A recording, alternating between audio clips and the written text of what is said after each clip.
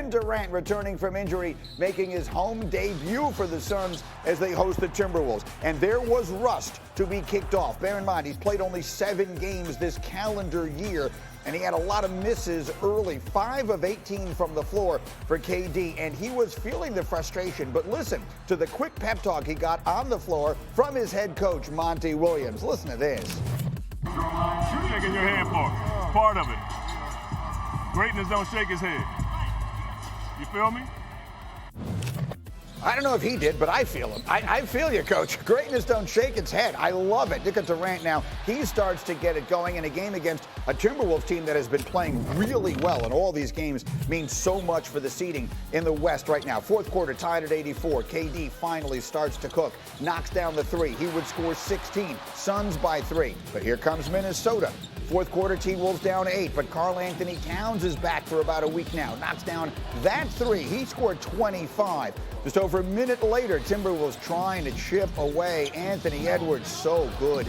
31 for him. Timberwolves within 4. 30 seconds left. Suns, where are you going for the bucket? CP3 throws it up. DeAndre Ayton throws it down. Devin Booker would score 29. Suns still haven't lost with KD in the lineup despite the rust last night.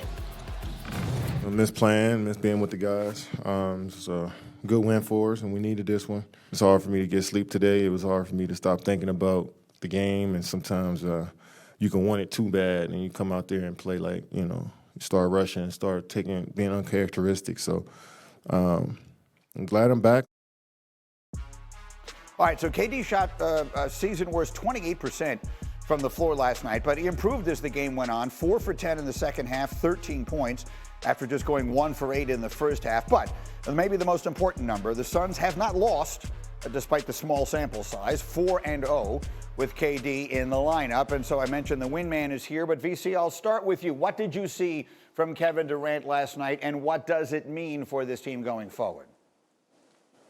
It's funny watching the game and putting myself in that situation, coming back from injury, and then listening to his post-game presser. And it's just sometimes you want it so bad, you tend to overdo it, and you try too hard when the game comes so easy to Kevin Durant. And that's what I thought. Yes, he gets any shot he wants, and he can make any shot, but it's the reality of it. I love what Coach Monty Williams said to him, and it gave me chills because I'm like, as a superstar player or as a player in general, or somebody like Kevin Durant, it doesn't matter. It's good to get a reminder. It's good to have somebody that can get in your ear and say, superstars don't shake their head. They just keep going, and you'll find your way. And it was just great to hear. And he was able to lock in and just find his way. The beautiful thing about having Kevin Durant is even if he's having a bad game, you still have to account for him. And you still have to worry. At some point, he can get going. And he did get going in the second half. But if DeAndre Ayton can continue to get to the rim and make those, be a lob threat, it opens the floor up for Kevin Durant to play one-on-one, or you have to make decisions. And, of course, Booker is going to eat and do what he wants to do out there because he's an unbelievable talent.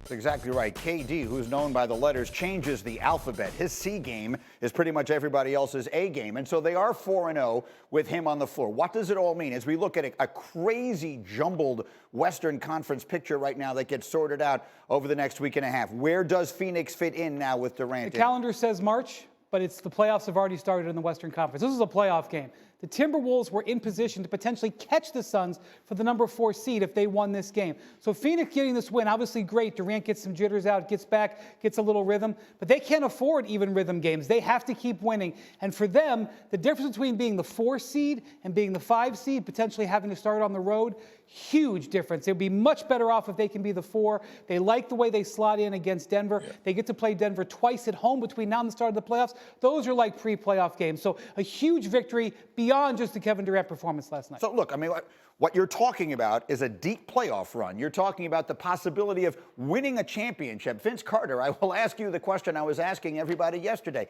They've got a week and a half to put this team together before the playoffs. I understand how great Durant is, and I understand how comparatively easy he is to slot into a team. But can you put together in a week and a half a team that could legitimately make a run to the finals? Well, the beautiful thing about about this situation is that he's already been there and he's not learning the offense. He knows how the offense is running, what's expected of him, how his teammates play. Yes, you kind of just got to get that cohesion and familiarity of each other, but nevertheless, it's Kevin Durant and you can implement him anywhere. Yes, but he's been there for 3 games. They've played together. He kind of has a feel of what and where guys will be on the floor. So I think it's a little easier in this situation, particularly when you're talking about Kevin Durant. I don't know if you missed something that happened on the West Coast last night. Not this game. Out in Portland. Sacramento Kings. Oh, yeah. Victory. Say it, Wendy. Congratulations. Yes, sir. That made me wonder. They end the 16-year drought. Who's got the longest drought now in playoffs for the top 4 sports? Who was it? Congratulations. Bring it on. Carry that L. So what you're saying is that the New York Jets now have the longest playoff drought of any team. They're handing over that boulder. It's coming overnight from Portland right here to New York. Did you know this was going to happen, Vince Carter? I mean, did A2, VC? We got. What do you have to say for yourself over there, Ninkovich? Well, at least your Jets beat my Patriots in 2010, so you could hang your hat on that one, I guess. Tannenbaum, you were the general manager of that team, for crying out loud. It's been a hot minute since then. It's almost a win for you, right? I mean, this is justification. I think there's room on the wall over here. Maybe we can take that down and we can put that number up. All right. So did we have a chant or anything like that? Does someone want to hear it or not?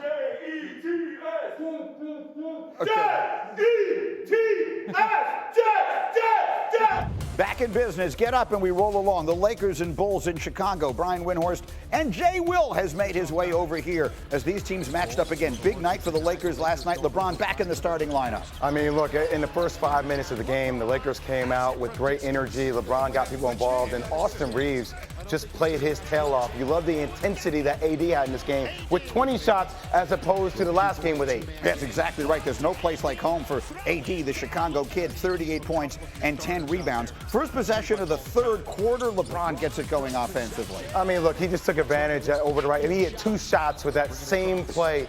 And when the Lakers are playing this way, personnel-wise, stylistically, this looked like a championship contender team last night. Up 14 points and looking to pull away. Here's more from LeBron, 25.7 rebounds for the King. A few minutes later, back to his favorite spot. He takes it strong, up and good, and the Lakers win it 121-110. So LeBron getting a little more comfortable. Lakers looking dangerous.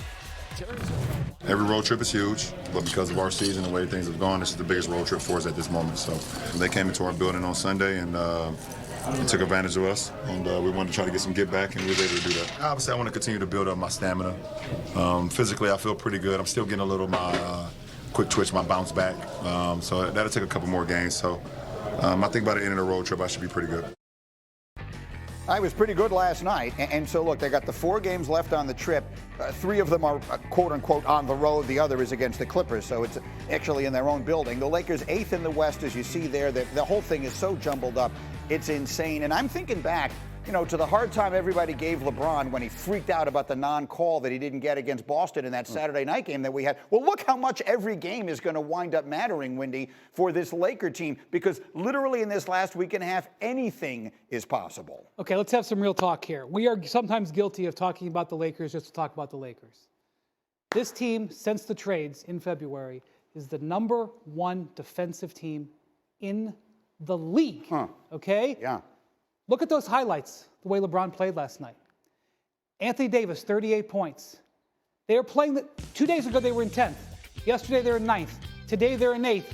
The Timberwolves are in 7th. Guess who they're playing tomorrow? The Timberwolves. The Lakers and Timberwolves tomorrow, yep. This half a game up on them. is still there for them.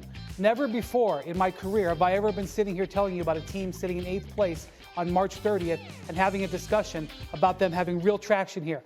#1 defensive team. That's how you win in the playoffs. Superstar players. Anthony Davis doing it at both ends. Austin Reeves coming through. New players. This trade changed everything for them. This is a legitimate team. I don't know how it's going to play out. They've got to stay healthy, but this is a legitimate team. This is a scary team. If you watched LeBron move last night and weren't like, whoa, and watched AD score 38 points on 20 shots and look at that number that I just said, #1 defense They're 12-7 since the trade. Forget about what they were before. Forget about December. This is a better team than their record, and the teams in the West better hope something gets in their way. What do you think, Jay? Greeny, negativity goes viral. Well, today, damn it, positivity is going to go viral. You know why? Because since his first season with the Lakers, Anthony Davis is averaging 26 points per game, right? It matches his first season with the Lakers. Highest scoring percentage, right? Field goal percentage, career best. Rebounds per game, career best. Effective field goal percentage, career best. Think about this shot diet. 48% of his shots are at the rim. Matches his career best. And like Wendy said, defensive rating 109.1 when he's on the floor. The best in the NBA. So when you tell me this team is healthy, with LeBron James, like Wendy said yesterday, that smells blood in the water because of everybody being injured in the West, Rui Hachimura, Austin Reeves, D'Angelo Russell, this team defensively, the way they blitzed last night, Zach LaVine, DeMar DeRozan, who, by the way, didn't take a shot until 9 minutes and 6 minutes in the second quarter because of the defensive scheme. That is a team last night that can win a world championship. Mark it down. It is what it is. A world championship. I mean, look, I can't disagree. I can't sit here and disagree with anything that you were saying.